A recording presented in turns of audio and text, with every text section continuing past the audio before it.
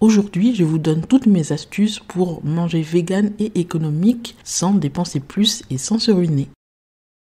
Bienvenue dans ce nouvel épisode où je vais vous parler de la consommation alimentaire vegan, mais de façon économique parce que, il faut l'avouer, c'est aussi un des freins pour la transition vers l'alimentation 100% végétale. On a peur de dépenser plus que ce que l'on dépensait avant et de se ruiner un petit peu. Alors je vous donne toutes mes astuces et mes quelques petits conseils.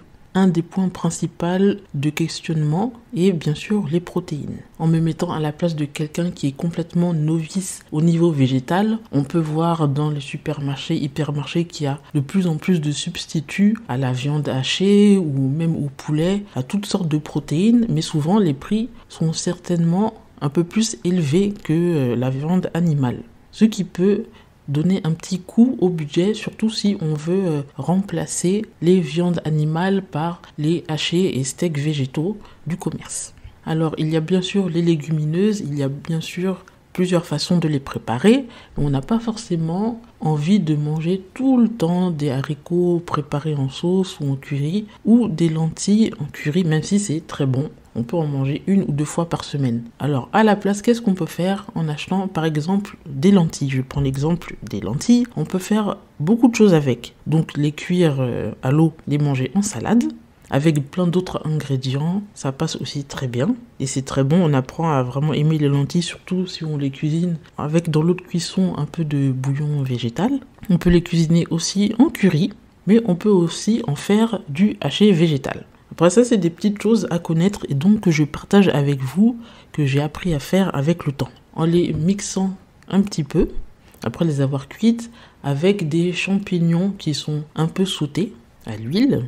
Les champignons, parce que c'est un exhausteur de goût naturel, ça fait ressortir le goût aussi des autres aliments et ça améliore la texture quand on veut faire un haché végétal. Ajoutez à ça un peu de riz cuit ou de chapelure, de la pâte miso ou alors quelques flocons de levure nutritionnelle. Ensuite, assaisonner avec de l'oignon, de l'ail en poudre, du sel ou du poivre. Bon, sans compter les épices et assaisonnement, ça fait 4 ingrédients. Déjà, c'est pas beaucoup. Ensuite, un peu écraser, mélanger. Après, vous formez des boulettes ou des petits steaks. Vous laissez reposer au frigo au moins 30 minutes, 1 heure. Par expérience, ça aide à bien mélanger les saveurs de tous les ingrédients. Et ensuite, vous pouvez les faire cuire à la poêle avec un fond d'huile comme on fait cuire de la viande végétale. Ou alors même les mettre dans des recettes de, par exemple, de samoussa ou de pastel, par exemple. Ou aussi l'utiliser pour faire des pâtes à la bolognaise.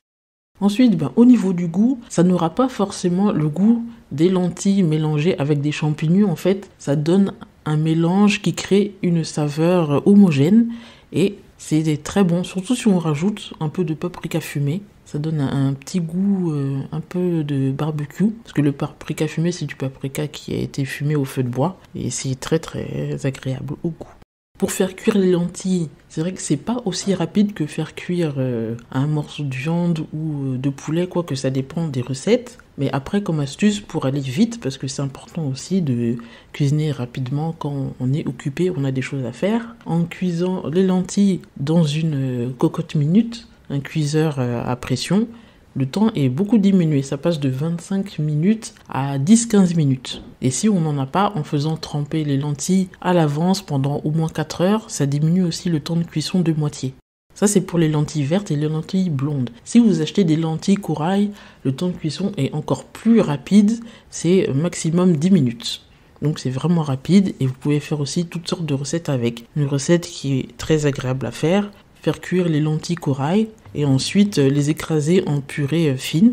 Vous pouvez les manger avec un pain naan à l'indienne, un peu comme un dal, ou faire un houmous avec, en mettant un peu de tahini assaisonné avec un peu de citron, un peu de sel et de l'ail mixé. Ensuite, un autre exemple ou astuce avec le chou-fleur par exemple. Vous découpez le chou-fleur en petits bouquets. Ensuite, le préparer et l'assaisonner à la façon des wings, avec un mélange d'épices et d'herbes, ail en poudre, oignons en poudre, herbes, ensuite panées, cuites au four ou frites, pour les personnes que la friture ne dérange pas. C'est vrai qu'en général, je déconseille les fritures, mais entre nous, exceptionnellement, c'est vrai qu'il y a un petit truc par rapport au goût qui est quand même en plus. Ensuite, avec les mêmes choux-fleurs, on peut aussi les transformer en sauce au fromage, en les faisant cuire à la vapeur ou à l'eau, mixer avec une pomme de terre cuite, de la levure nutritionnelle en paillettes, c'est ce qui donne le petit goût de fromage, bien mixé, lisse, et ça donne une sauce au fromage qu'on peut manger avec des pâtes ou on peut même en faire un gratin.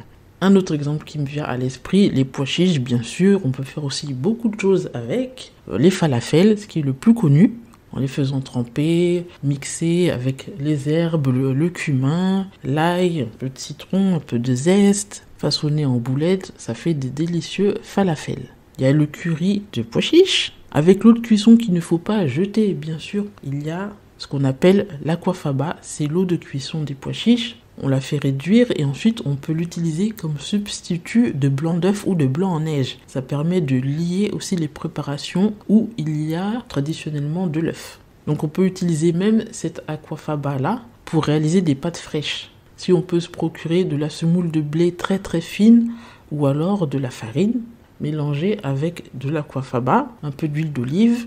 Et ensuite, ça vous fait une pâte à nouilles, une pâte pour faire des pâtes fraîches. L'aquafaba remplace les œufs, donc c'est le substitut des pâtes aux œufs. Donc en fait, avec ces exemples, ce que je voulais un peu vous montrer, vous démontrer, c'est que quand on arrive à acheter quelques ingrédients de base simples, naturels, et qu'on connaît quelques petites astuces culinaires pas forcément compliquées, on peut les utiliser de plusieurs manières différentes et les transformer pour pouvoir composer plusieurs repas de saveurs différentes avec 2, 3, 4 ingrédients.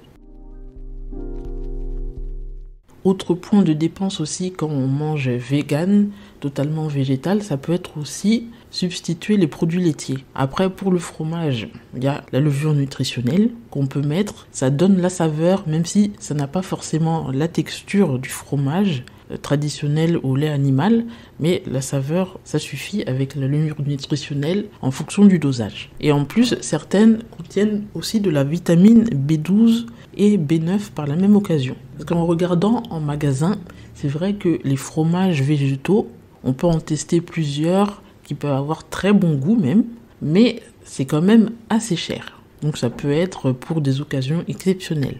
Ou on peut les faire soi-même si on prend le temps en faisant plusieurs tests. Sinon, il y a aussi les laits végétaux, qu'on appelle boisson végétale exactement en magasin, mais quand on a l'habitude d'en consommer beaucoup, surtout avec ceux qui sont enrichis en calcium, à la semaine ou au mois pour les courses, ça peut faire quand même un petit budget. Le lait végétal le moins cher, souvent que j'observe, c'est toujours soit le lait d'avoine ou le lait de soja. Mais après, ce qui est bien, c'est qu'on peut les faire aussi soi-même. En général, le principe pour tous les laits végétaux est le même. On fait tremper soit les amandes ou les autres oléagineux, ou l'avoine, ou les graines pendant une nuit ou 8 heures, égoutter et ensuite mixer avec de l'eau. 100 g pour 1 litre d'eau. Et vous avez votre lait végétal à consommer dans les 3-4 jours et conserver au réfrigérateur. Après, si vous mettez moitié moins d'eau, c'est-à-dire 100 g pour un demi-litre d'eau, ça vous fait une consistance plus épaisse qui donne une petite consistance de crème.